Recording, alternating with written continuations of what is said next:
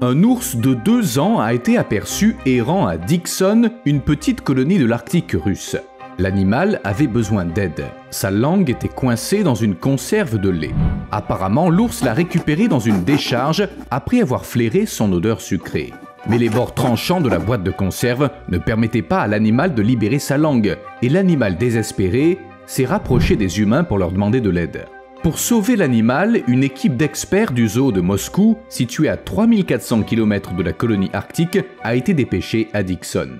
L'équipe a mis l'ours sous sédatif, a retiré avec précaution la conserve de sa bouche à l'aide d'une pince et a traité les coupures de sa bouche avec des antibiotiques. L'équipe a également laissé 50 kg de poisson à l'ours en guise de cadeau pour l'aider à se remettre de sa famine involontaire.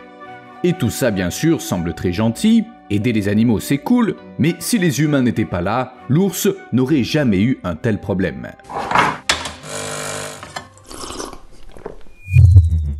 Il y a quelques années, les membres d'une expédition arctique dans l'archipel du Svalbard ont été témoins d'une scène effrayante et très triste.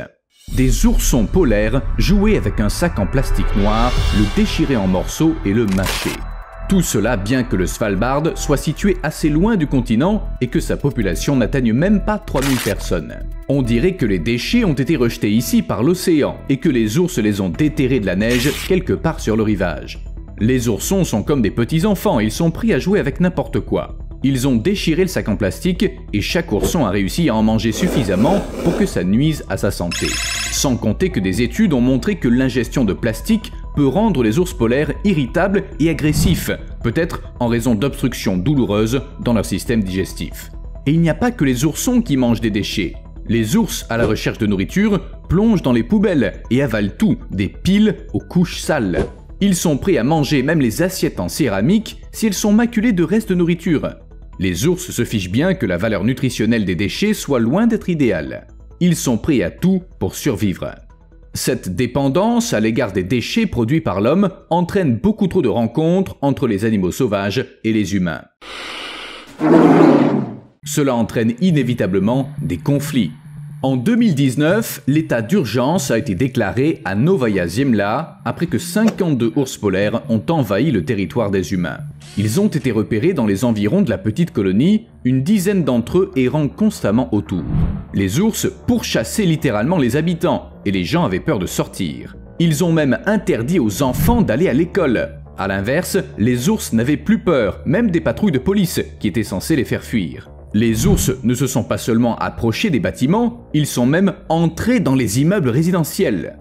Après cela, vous pourriez vous attendre à ce qu'ils prennent le contrôle de la colonie. Et vous savez, nous ne pouvons pas exclure cette possibilité. Heureusement, les ours n'ont pas chassé les gens de leur colonie cette fois-ci, mais ils occuperont volontiers tout territoire vacant.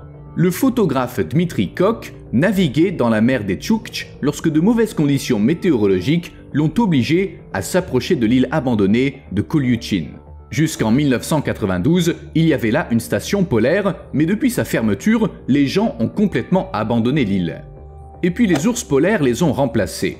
À l'aide d'un drone, le photographe a réussi à capturer des images étonnantes d'animaux qui ont élu domicile dans des maisons abandonnées, où ils peuvent simplement y passer le temps car les ours sont très curieux par nature. D'ailleurs, c'est pour cette raison qu'ils regardent l'appareil photo. Le drone a dû leur sembler être un oiseau bizarre et intéressant.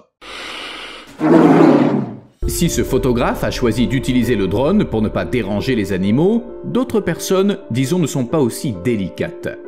Il y a quelques années, une vidéo est apparue sur le web montrant un ours polaire sur lequel quelqu'un avait peint à la bombe T-34. Apparemment, la vidéo a été filmée quelque part dans le nord de la Russie. Le T-34 est un char soviétique emblématique qui a largement été utilisé pendant la Seconde Guerre mondiale. Mais qu'est-ce qu'un ours polaire a à voir avec ça? Nous ne savons pas qui a peint l'animal et pour quelle raison, mais l'animal risquait de mourir de faim. La raison est très simple. Pendant la chasse, ces prédateurs utilisent leur fourrure blanche comme camouflage pour que leur proie ne les repère pas. Mais comment être furtif avec d'énormes lettres et chiffres noirs sur la peau? Mais le pire, c'est que ce n'est pas le seul cas de ce genre. En 2018, avant la Coupe du Monde, un employé de Paddy Power a peint le drapeau de Saint-Georges, c'est-à-dire une croix rouge, sur un ours polaire. Il a également utilisé de la peinture en bombe, ce qui est dégoûtant. J'ai déjà expliqué à quel point ce divertissement est dangereux pour l'ours. Et même lorsque les humains ne se divertissent pas de manière aussi cruelle, notre simple présence n'affecte pas les ours de manière positive. Il y a 1 an, une vidéo montrait un ours polaire chassant et mangeant un renne. Rien d'étonnant, non? Sauf que ça n'a jamais été filmé auparavant, car les ours polaires ne mangent pas de rennes.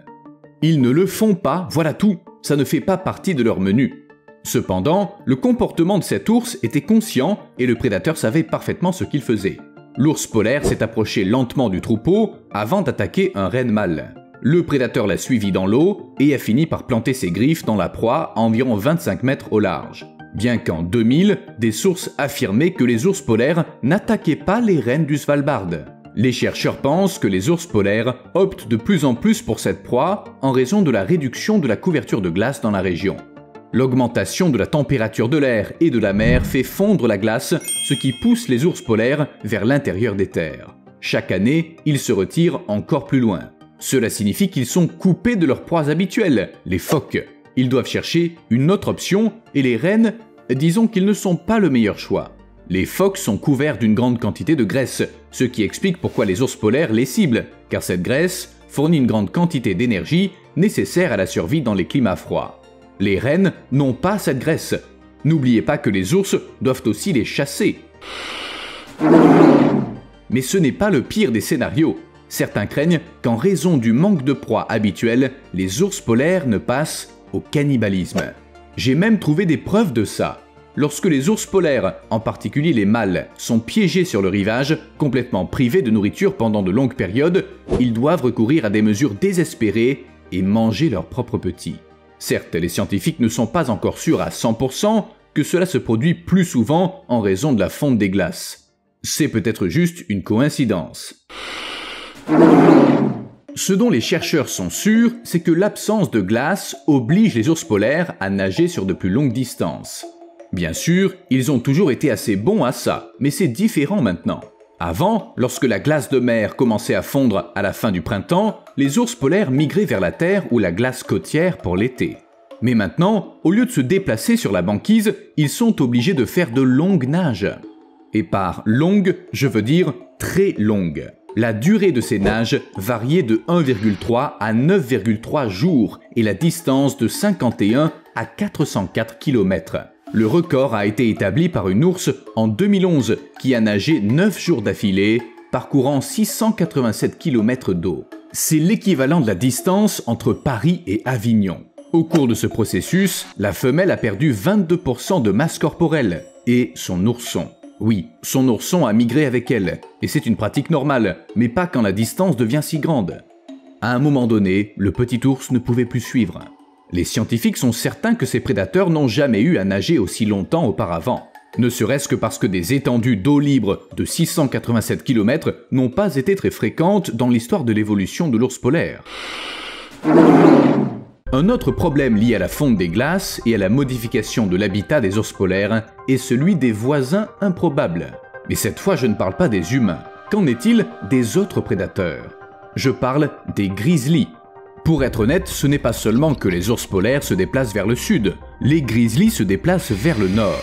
Par exemple, en 2004, des empreintes de grizzlies ont été découvertes sur l'île Melville, environ 1000 km au nord du cercle polaire. Les grizzlies ne se sont jamais aventurés si loin au nord, et au fil des ans, ces prédateurs ont encore étendu leur champ d'action. Ils passeront probablement l'hiver dans les tanières que les ours polaires utilisent pour mettre bas et élever leur progéniture. Au sortir de l'hibernation, les grizzlies voudront certainement grignoter les oursons polaires. On ne sait pas vraiment qui l'emportera en cas de combat. Les invités surprises ou les redoutables femelles qui gardent leur progéniture. D'un côté, les grizzlies sont plus habitués à la relation prédateur-proie. En revanche, les ours polaires sont plus volumineux et la vie de leurs petits est en jeu.